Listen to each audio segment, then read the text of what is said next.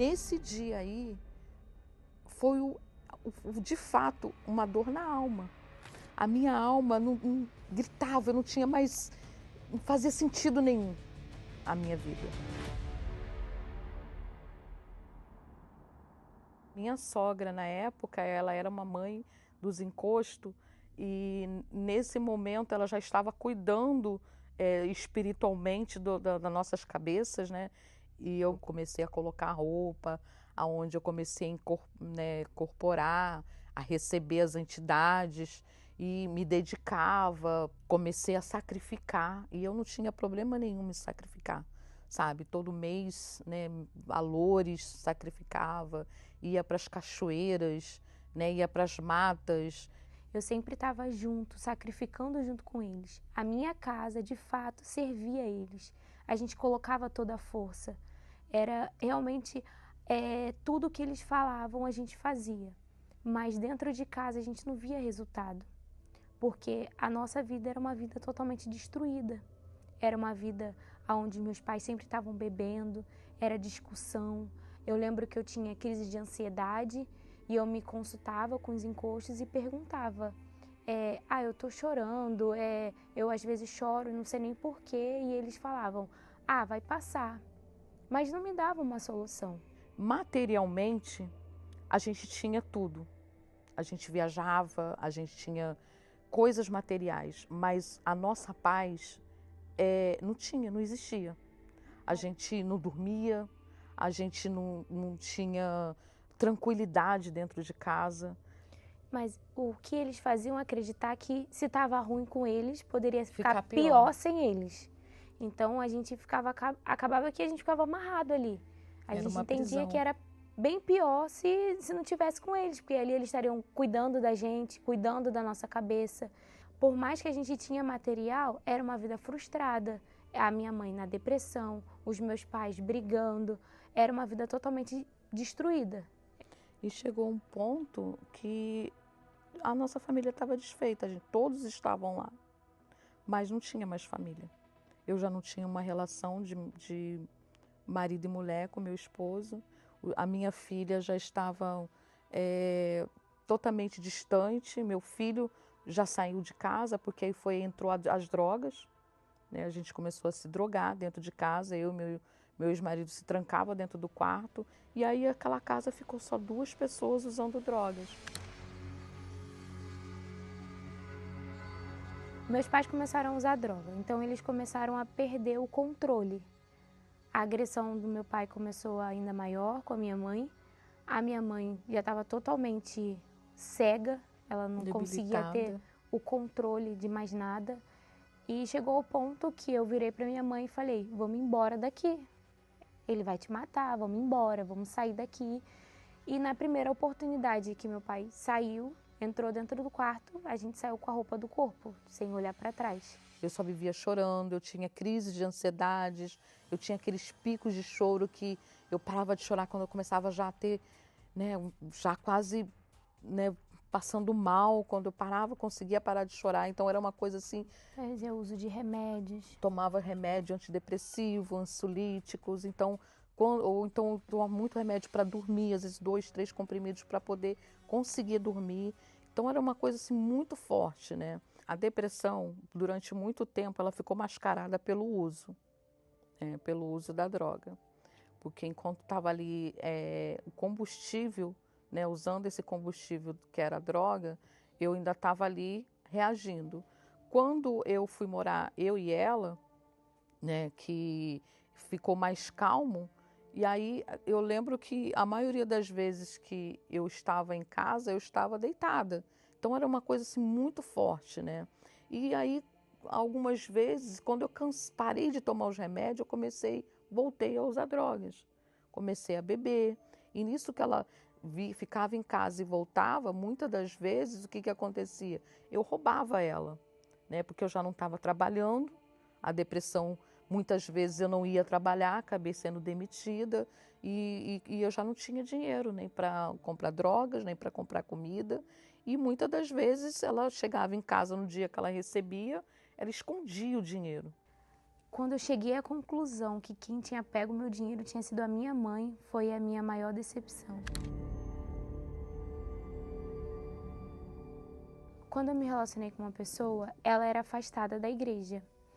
Aí eu lembro que eu nunca tive nenhum contato com a igreja ou com a fé, nada disso. Então ali começou a surgir a curiosidade. Aí eu lembro que o primeiro contato com a fé foi na época de pandemia, então teve muita rádio, programa de TV, foi quando começou a ficar muito forte, né? As reuniões passarem, e eu comecei a ouvir. E eu lembro que eu ouvi o Bispo Renato e a Dona Cris falando sobre a terapia, falando justamente aquilo que eu nunca vi na minha vida, sobre casamento, sobre relacionamento, e eu nunca vi isso na minha casa, nunca tinha visto isso na minha família.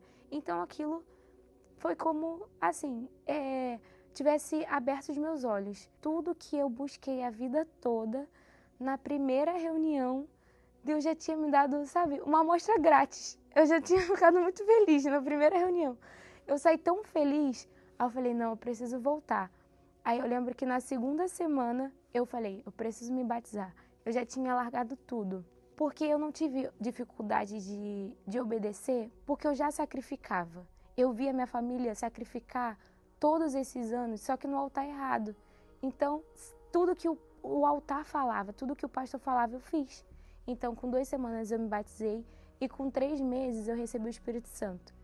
Só que ali começou a surgir a minha guerra, porque quando eu recebi o Espírito Santo, com algumas semanas, a minha mãe me liga, com a faca no pescoço, porque ela descobriu que eu tinha entrado para a igreja.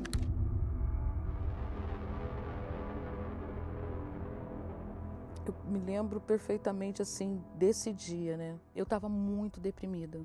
O mal falava na minha mente exatamente que eu não tinha mais jeito, que a única solução era a morte, que eu tinha perdido meu casamento, que eu tinha perdido os meus filhos. E aí, quando ela me falou isso, eu falei, pronto. Aí eu peguei e comecei a catar alguma coisa em casa, eu já tinha me cortado, aí eu peguei e falei, não, vou pegar essa faca e vou me matar. Falei, olha, se você não sair dessa igreja agora, eu vou me matar. Podia ser qualquer igreja, menos Universal. Por quê? Porque eu não gostava do Bispo Macedo, eu achava que o Bispo Macedo era o anticristo. E aí ela falou meia dúzia de palavras que eu não me lembro que ela falou, né? E aí, um determinado dia, a Vívia começou a me insistir para eu ir para a igreja.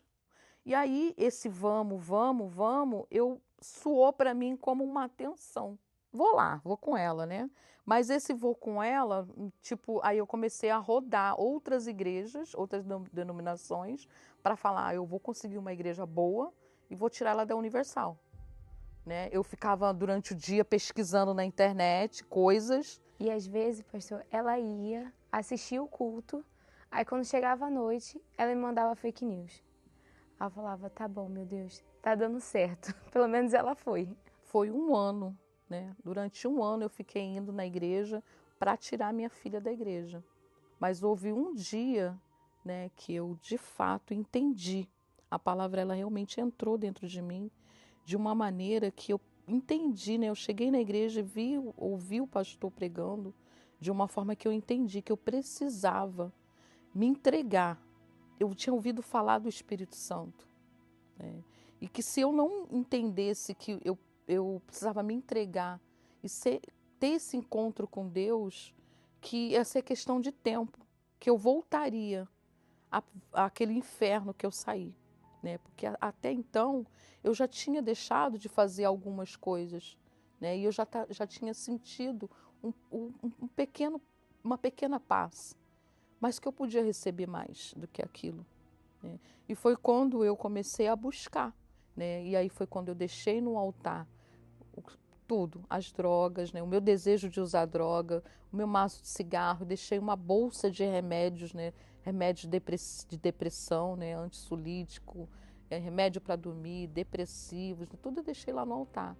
E veio uma fogueira santa, aonde eu me entreguei, né? De fato, eu me derramei no altar E falei com Deus, eu fui sincera com Deus, né? E falei com Deus que eu precisava me entregar, eu precisava trocar o meu espírito, eu precisava que Ele me desse o espírito dele, porque aquela pessoa que existia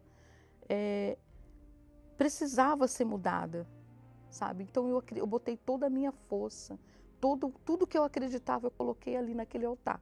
E foi tão forte aquele momento que eu senti o abraço de Deus, sabe? E ali eu me senti realmente filha de Deus. O que eu o tempo inteiro me sentia órfã, ali eu já estava me sentindo assim, pela primeira vez, filha.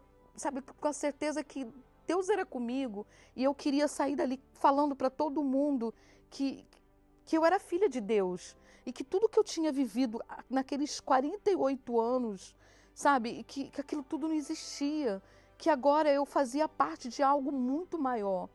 Então, assim, quando se trata assim de salvar uma alma, eu vou com toda a força, porque eu sei o que aquela alma está vivendo. Quando eu vejo uma pessoa depressiva, uma pessoa que quer se matar, eu sei o que ela está sentindo. Hoje eu vejo uma mulher transformada, uma mulher que outrora não tinha desejo de morrer, hoje ela tem prazer de levar a vida para outras pessoas. Hoje em dia, eu falo que ela sempre está sorrindo. E não é algo forçado, pelo contrário, é a alegria do Espírito Santo. Eu vejo, de fato, ela sabe o quanto ela é especial para mim, porque eu vejo, de fato, os frutos do Espírito Santo nela. Tudo eu resolvo no altar, né? Eu sou fruto do altar, né? Tudo que hoje assim, eu não busco ninguém, eu não busco pessoas, né? Eu busco o altar, né? Tudo eu resolvo no altar, porque é dali que eu tiro a minha força.